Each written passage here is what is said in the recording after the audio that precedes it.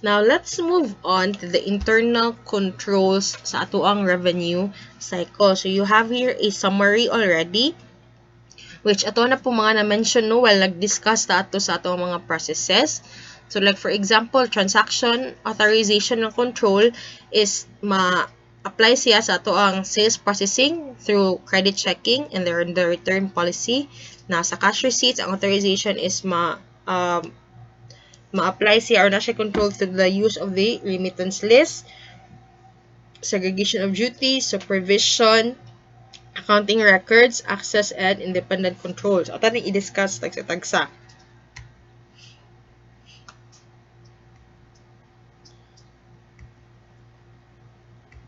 Oops. Na.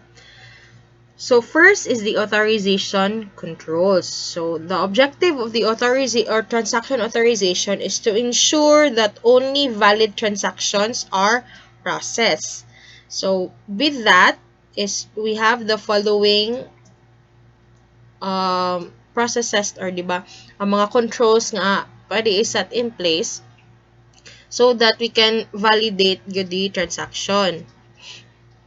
So, in the sales or in the revenue cycle, authorization should take place when first, a sale is made on credit. So, morning katong sa imuhang credit check, diba?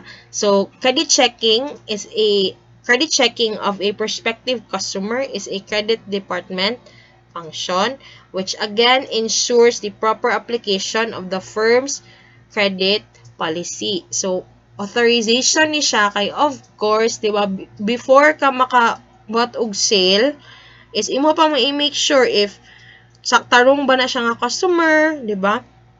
If makakolect ba gyud ta ana niya or nindot ba na siya credit standing, is he a good paying customer ana, so kailangan siya authorization kay again kani ba na siya ang mo trigger na niya sa katong imong sales order nga process gyud if di ba na kay approve nga customer or sales order gikan sa imuhang credit department.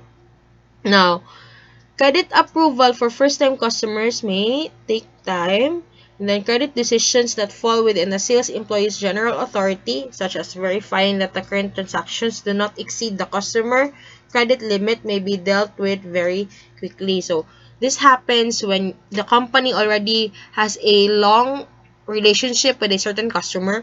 So, pwede na nga moingon siya nga, si customer A, if ang iyahang ipaliton is nara within a maximum or within a maximum of 25,000. So, all mga orders diya nga 25,000 and below is automatic na nga diretsyo na siya or dili na siya kailangan mo agi sa ato ang kanang credit department no. But if ang iyahang gi-order is more than 25,000 or which exceeds its credit limit, is mo na nga kailangan na putag authorization. So, kana.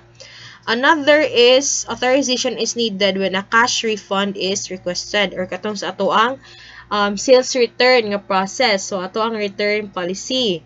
Now, because credit approval is generally a credit department function, that department authorizes the process of sales returns as well. So, kani siyang if maka-remember mo sa atong cash receipts is, di ba, si credit department gyapon to ang magbuhat sa imuhang or mag-approve sa imuhang credit memo. So, an approval determination is based on the nature of the sale and circumstances of the returns. Now, the concept of specific and general authority also influence this activity. So, dili tanang mingitag general og specific. Katong general is katong within the authority nga ihatag sa staff. Pero specific is katong na mga malapas og credit limit. So, dili tanan nga cash or refund is kailangan nag-approval no. It depends gyapon sa katong amount and so on. So, depende sa policies set ni organization. Pero nagyo na siya mga limits nga i-set ni if malapas na gyani na amount ang kailangan i-refund. So, mo na nga kailangan na kag authority from the manager and so on. Now, another authorization control is posting a cash payment received to a customer's account or money siya through the use of katong remittance list. So, the cash pre-list or katong remittance list provides a means for verifying that customer checks and remittance advices match in amount. So the process of an extra remittance advice in the AR department or the absence of a customer check in the cash receipts department would be detected when the batch is reconciled with the pre-list. Thus, the pre-list authorizes the posting of a remittance advice to a customer account. Mao to nga, di ba, ang katong imuhang remittance list is maghatag po kag copy ato sa imuhang AR department. So, kana siya. Now, next is arita sa tuang segregation of duties. So, di ba, which ako na ning highly emphasize ato sa previous discussion na to on internal control na three functions should be separated jud. Kani siya, the transaction authorization should be separated from the transaction processing. So, kung kinsa ang mag-process is dili pud siya ang mag-authorize. So, kana siya. So, for instance, if ang mag-process sa imuhang, what do you call this? For example, ang mag-process sa imuhang sales, di ba? Kay si sales department. Now, if for example, ang atong buhaton is kung si sales staff, kay siya ang mag-process, now if ang authorization pud niya sa ato ang sales is adto ni sales staff is, di ba, mas dako na ang imong opportunity to commit fraud. So, mo na nga dapat is, si authorization is adto na to ihatag ni credit department, while si processing is adto ni si processing is adto ni sales department. So, mo na siya. Transaction authorization should be separate from the transaction processing.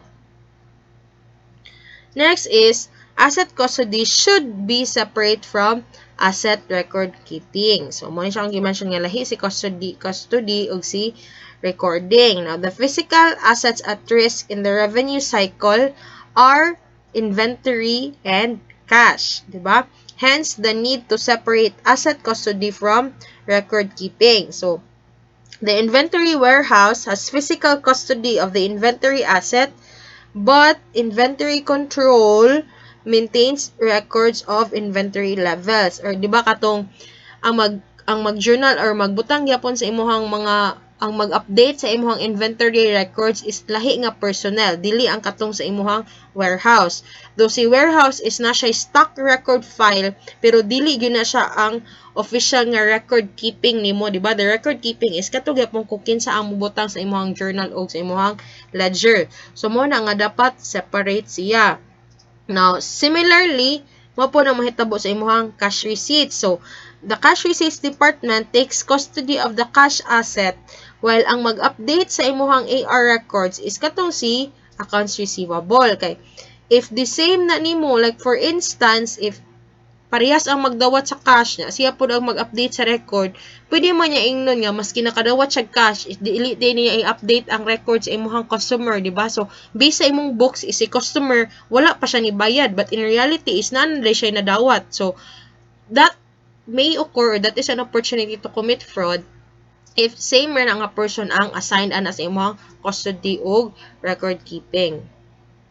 Now, next is the organization should be so structured that the perpetration of a fraud requires collusion between more individuals. What does this mean? So, the record-keeping task needs to be carefully separated. So, specifically, ang katong assign sa mag-manage sa imong ledgers, your journals, your subsidiary ledgers, your journals, and your general ledgers. So, dapat lahi-lahi gyud sila nga personnel. So, an individual with total record-keeping responsibility, meaning siya nagda sa tibok books, can collude with someone nga naay asset custody. So, by separating this task, diba, collusion must involve more people, which then increases the risk of detection and is therefore less likely to occur. So, mo na nga, mo siyang is structured, meaning ibuwag-buwag gid nimo ang kada function, diba, kay if naa mga ni collusion, mas lisod siya kay daghan na ba among involved. So, mas more likely or mas risky siya kay mas daghan na mong kaybaw nga nagbuhat imong fraudulent activity inana, diba? So, it's hard for you to trust everyone, anana. So, muna nga mas mo decrease siya sa likeliness nga mo-commit og fraud ang kanang mga individuals na assigned ana nga mga functions. So, kani siya as to in relation to our revenue cycle, no? Sa sales order processing, credit authorization is separate from the sales order nga process.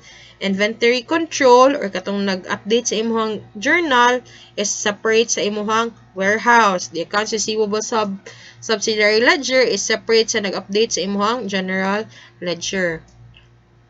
Si cash receipts pod, cash receipts is separate from AR function. So, muna ni siya akong gipang-ingon ganiya. Now, supervision happens or is really needed when there are a few employees sa imuhang organization wherein it is least likely nga it is least likely to achieve a appropriate segregation of duties. Tungod kay gamay ra magtao, so one person is not only doing one task, so naa siya mga multiple duties, no? So, katong imuhang segregation of duties is dili na siya feasible. So, with that, ang imuhang control is kaninang supervision.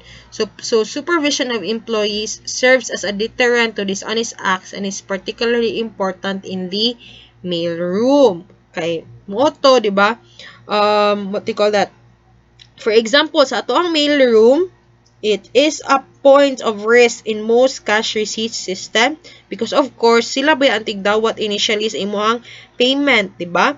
So the individual who opens the mail has access to both the cash and the remittance advice, di ba? Cash is the custody katong sa custodianship nimo or the asset nimo, and then the remittance advice is di ba siya to mag-trigger sa imuhang recording. Now, a dishonest employee may use this opportunity to steal the check or cash and destroy the remittance advice. So, wala may makaibaw nga nag-exist di ay na, di ba? Kay siya naaman siya or naaman siya i-hold sa both cash o sa imong remittance advice. Now, with that, it leaves no evidence of the transaction. So, pwede niya ingnon nga, wala mo ko'y nadawat, di ba? Wala may ihatag si customer. Maski may si customer na, no, I really paid, and so on and so forth, nagpadala na, ana, yung siya, wala dyan ko'y nadawat, ana, di ba? Pwede na niya i-deny. So, to counter this kind of fraudulent activity, di ba, kay the firm may assign someone, di ba, or mas itighten nila ilang supervision on that department or kanang sa mailroom para ma-detect na nila or ilahang ma-avoid di ay ang kana nga mga kinds of crimes. So, supervision provides an effective preventive control. So, if permi na ay supervisor ba or manager nga masigi cross-check nga, mao ni ana dawat, ana-ana, if naabay mga transmittal forms, ana-ana, and so on. So, na-adyo involvement of the management sa kana nga department kay mas highly risky man siya in committing the fraud. So, supervision is again, di ba, an example of a preventive control na measure. Next is we have the accounting records. Now, accounting records provides or is a good source or allows independent auditors to trace transactions from various stages of processing. So, this control is important since, di ba, it allows you to have a audit trail sa imuhang processes. So, you know or you can track transactions in your systems and makabaw ka kung asa na ay errors or asa na ay mga discrepancies. So, examples of controls in accounting records is we have the pre-numbered documents. So, when you say pre-numbered, which you already know, or subsequently numbered nga mga documents and allows every transaction to be identified uniquely. Now, this permits the isolation and tracking of a single event through the accounting system. Now, without a unique tag, one transaction looks very similar to another. Thus, it would be very hard to identify no kung unsa nga transaction ang gipasabot. Now, if you have pre-numbered documents, pwede ra ka mo ingon nga, katong document 1050 kana siya, is mo na siya ang nawala nga sales order, di ba? So asa man na gikan, kisa may nakadawat ana, so mas easily matrace nila of if pre-numbered ang ilahang mga documents. Now, another accounting record nga control is the use of special journals. So, by grouping similar transactions together into special journals, the system provides a concise record of an entire class of events. So, for example, the revenue cycle uses the sales journal and the cash receipts journal. Now, another is we have the subsidiary ledgers, wherein it captures the specific details na yun, no, of each transaction. So, in the revenue cycle, we make use of two subsidiary ledgers, which is the inventory subsidiary ledger and the AR na subsidiary ledgers. So, these subsidiary ledgers provide links back to journal entries and to the source document that captured the event. Now, we have the general ledger, wherein it serves as a basis for financial statement preparation. So, sa general ledger, ang kasagarang accounts involved are the sales, inventory, cost of goods sold, AR, and cash. So, lastly, ang accounting records is the files. So, the revenue cycle employs several temporary and permanent files that contribute to the audit trails. So, examples of which, kay katong imong mga open sales order file, which shows the status of customer orders. You also have the shipping log, which specifies the orders shipped during that period. The credit records file, which provides customer credit data. The sales order pending file, which contains open orders not yet shipped or billed. We have the back order file, which contains customer orders for out-of-stock items. And the journal voucher file, which is a compilation of all journal vouchers posted to the general ledger. So, mo na imuhang mga accounting records. Another is the access controls. So, access controls prevent and detect unauthorized and illegal access to the firm's assets. So, the physical assets at risk in the revenue cycle are, again, inventories and cash. Now, limiting access to these items include katong sa imuhang warehouse, diba? So, na kay warehouse security, so na ba kay mga CCTV, diba? Para makita nimo na ba na yung mga locks ang imuhang mga warehouses. So, kana siya then for the kuansad sa imuhang cash na side is you can limit access by making sure nga ma-deposit every day ang imuhang cash para walay nakatago nga cash or walay nakatenga nga cash on hand sa imuhang what they call this, company permis. So, di ba, magkuan ka nga dapat mag-deposit kita daily kay para wala tay cash sa ato ang vault nga makawat, di ba? So, kana siya, it's an example of a access control. Another thing is if dili gyud ka maka-deposit every day, or there are instances nga dili ka maka-deposit, so companies may invest in mga safety vaults, di ba, or mga night deposit boxes kay para safety gyud ang imuhang asset or walay makakawat sa imuhang cash. Now, aside from that is mag-locks gihapon ka sa imuhang mga what they call this, imuhang mga storages nga naay mga cash if ever wala kay mga vaults, di ba? Now, there are also controls or risk in accessing controls dili ra kay sa physical but also the records, diba, or kanang mga information itself. So kana siya is pwede ba gyapon na siya, or it is considered an asset and pwede gyapon na siya makuha. So access controls over information involves restricting access to documents that control physical access. So mo na ni siya katong sa imuhang mga ledgers ug imuhang journals. So, an individual with unrestricted access to records can effectively manipulate the physical assets of the firms.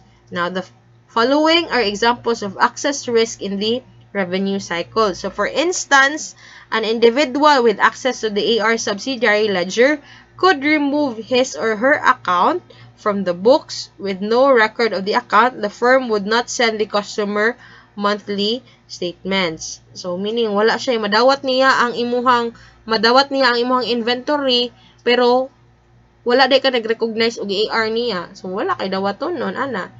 Another risk is that access to sales order documents may permit an authorized individual to trigger the shipment of a product. So pwede nga, 'di ba, magbuot-buot siya og approve sa imuhang sales order na wala niagi sa imuhang credit department para lang maka-ship og product, 'di ba? Then ang product dito is instead nga padung sa customer is padung ra sa kanang balay baron sa katong employee nga ni commit sa fraud. So ana, then an individual with access to both cash and general ledger cash accounts could remove cash from the firm and adjust the cash account to cover the act. So kaya siya, you need to provide access controls to both tangible o mga intangible na assets sa company.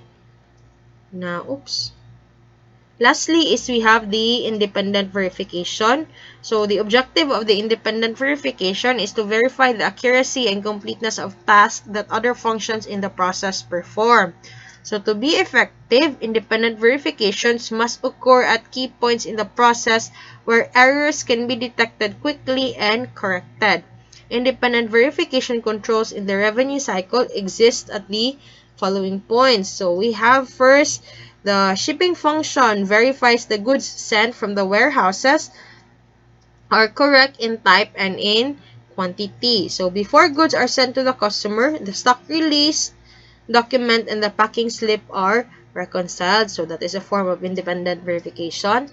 Another is that the billing department or billing function reconciles the original sales order with the shipping notice to ensure that customers are billed for only the quantities shipped. So that is why nga before mag-unag yun ang shipping before ka mag-bill sa imong customers. Another is prior posting to control accounts. The general ledger function reconciles journal vouchers and summary reports prepared independently in different functions. So, katong sa inventory, sa imong AR, sa imong sales. And then, yan ang i-reconcile before siya mag-record sa imong general ledger. So, these are your internal controls sa ato ang revenue cycle.